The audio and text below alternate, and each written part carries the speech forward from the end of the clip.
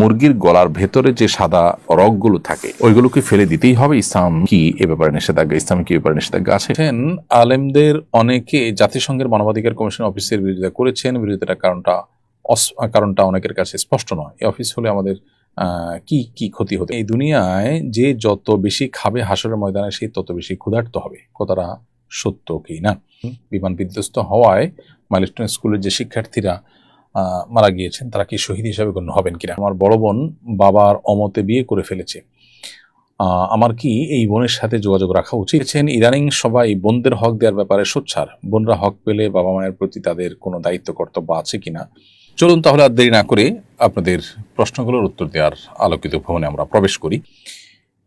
এরপরে প্রশ্ন করেছেন, আলেমদের অনেকে জাতিসংঘের মানবাধিকার কমিশন অফিসের বিরোধিতা করেছেন। বিরোধিতার কারণটা অনেকের কাছে স্পষ্ট নয়। এই অফিস হলে আমাদের কি কি ক্ষতি হতে পারে? ইতিমধ্যে তো অফিসের কার্যক্রম শুরুই হয়ে গেছে এবং এটার ব্যাপারে বারবার করেই ওলামা একরাম এবং সচেতন নাগরিকরা যে বিরোধিতা করে আসছেন, সেটির কারণ হলো যে স্থানীয় মূল্যবোধের বিরোধিতা করার আশঙ্কা করছেন তারা, যে এই কমিশন আমাদের এখানকার যে মূল্যবোধ আছে, এখানকার যে কৃষ্টি কালচার আছে, এটার বিরোধিতা তারা করতে পারে। তাদের মানবাধিকারের যে সংজ্ঞা সেটা আসলে সার্বজনীন না এবং তাদের সে সংজ্ঞা নিয়ে আপত্তি আছে। তারা মানবাধিকারের সংজ্ঞার আওতায় এমন সব বিষয়গুলোকে নর্মালাইজ করার জন্য তারা কাজ করে, যেটা আসলে এই দেশের প্রচলিত আইনেই অপরাধ। সেই বিষয়টি একটি কারণ এখানে। আর অন্যান্য যুদ্ধ বিধ্বস্ত কিংবা গৃহযুদ্ধরত দেশগুলোতে সাধারণত এই ধরনের কার্যক্রম পরিচালনা করে থাকে জাতিসংঘ।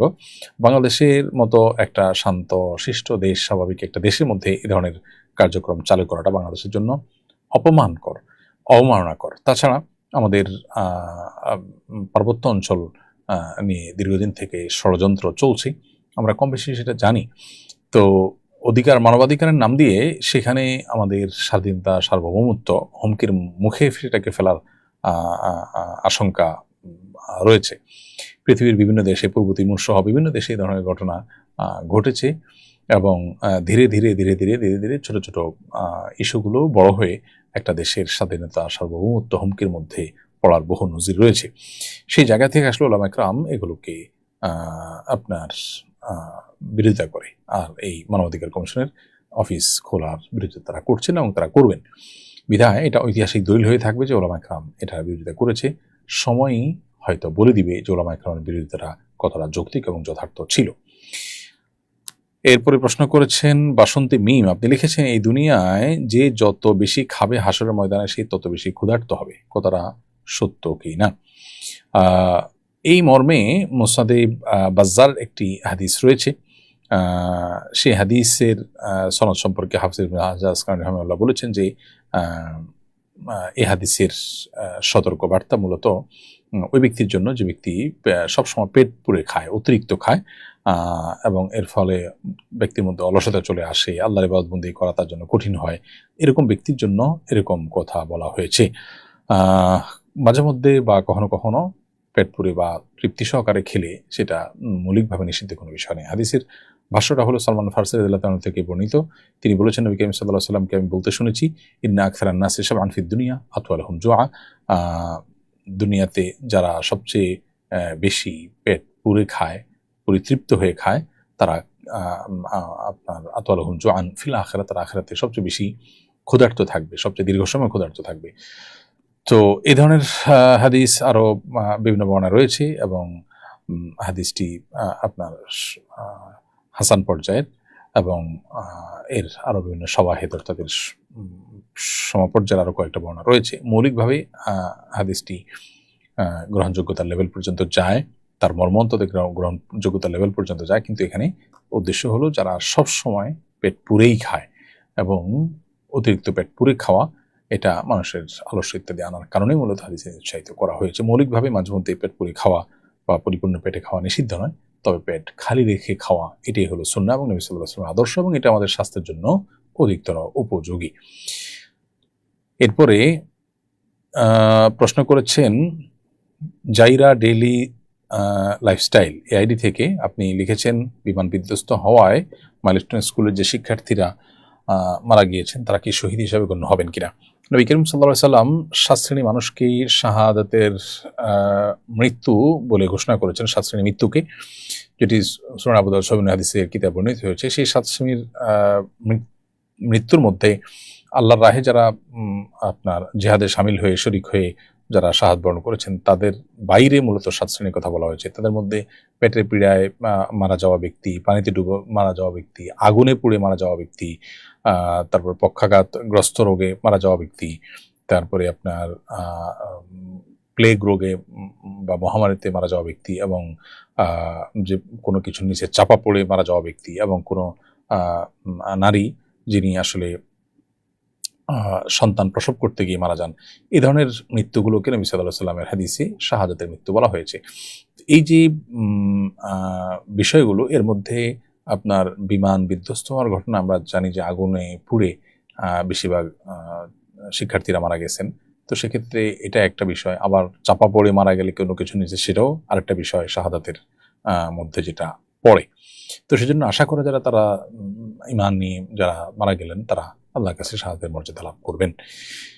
আল্লাহ তাআলা তাদের প্রতি রহম করুন, তাদের শোক সন্তপ্ত পরিবারকে আল্লাহ তাআলা উত্তম বিকল্প দিন এবং সান্ত্বনা নসিব করুন, আমরা সে দোয়া করি। নাদিয়া জাহানাপি লিখেছেন, আমার বড় বোন বাবার অমতে বিয়ে করে ফেলেছে, আমার কি এই বোনের সাথে যোগাযোগ রাখা উচিত? বোন নাদিয়া, আপনার বড় বোন বাবা মায়ের অমতে বিবাহ করেছেন। ফুকাহে আহনাফের মতে প্রাপ্তবয়স্কা মেয়ে বাবা মার অমতে বিয়ে করলে বিয়ে হয়ে যায়, যদিও অন্যান্য ফকিহগণের মতের ক্ষেত্রে ভিন্ন। তারা বলেন যে আইয়ুমা ইমরাআতিন নাকাহাত নাফসাহা মিন গায়রি ইযনি ওয়ালিহা ফানিকাহুহা বাতিলুন। কোনো ব্যক্তি, কোনো নারী যদি অভিভাবকের সম্মতি ছাড়া অভিভাবকের অমতে যদি বিবাহ করে তাহলে তার বিয়ে বাতিল। তো অন্যান্য ফকিহদের মতে তার বিয়েই তো বিশুদ্ধ হয়নি। আর ফোকায়ে হানাফের মতে, যেহেতু বাংলাদেশি বিষয় এবং হানাফি থট ফলো করে থাকেন, তিনি হানাফি থটের অনুসারী হিসেবে তার বিয়ে বিশুদ্ধ হয়ে গেছে। বাট এর কারণে আপনি আপনার বোনের সাথে অভিমান করতে পারেন। বোন যে বাবা মাকে না জানিয়ে বা তাদের মতামতকে উপেক্ষা করে বিয়ে করেছেন, সেই জন্য আপনি বোনের প্রতি অভিমান করার রাইট আপনার আছে, এবং বোন যেন তার ভুল বুঝতে পারেন সেজন্য তার প্রতি মানসিক চাপ যেন হয়, সেই জায়গা থেকে আপনার অভিমান করার রাইট আছে। কিন্তু এর মানে এই না যে রক্ত সম্পর্কীয় বোনের সাথে আপনি চিরকালের জন্য সম্পর্ক ছিন্ন করবেন, যেটা আজকাল আমাদের সমাজে দেখা যায়। ভাই বোন কেউ এরকম কোনো কাজ করলে তখন সারা জীবন বা দীর্ঘকাল পর্যন্ত তার সাথে কোনো যোগাযোগ রাখা হয় না, সম্পর্ক ছিন্ন করা, এটা উচিত না।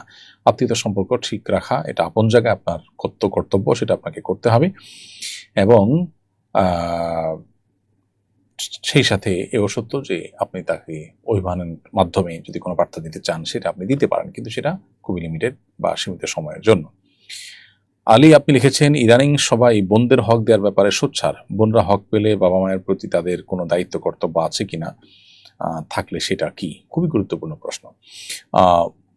ভাইরা বাবা মার সম্পদে বোনদের যে হক আছে সেটা তাদেরকে দিয়ে দিবেন, এটা ভাইদের কর্তব্য।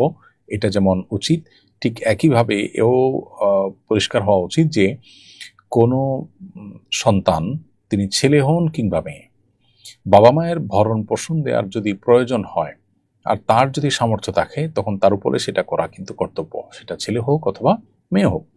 ধরুন আপনার বাবা একজন গরিব মানুষ, তিনি তার সংসার চালানো বা তার নিত্য নৈমিত্তিক যে প্রয়োজনগুলো আছে সেগুলো পূরণ করা, চিকিৎসা, অন্ন, বস্ত্র, বাসস্থান, এগুলো জোগাড় করা তার জন্য কষ্টকর হয়।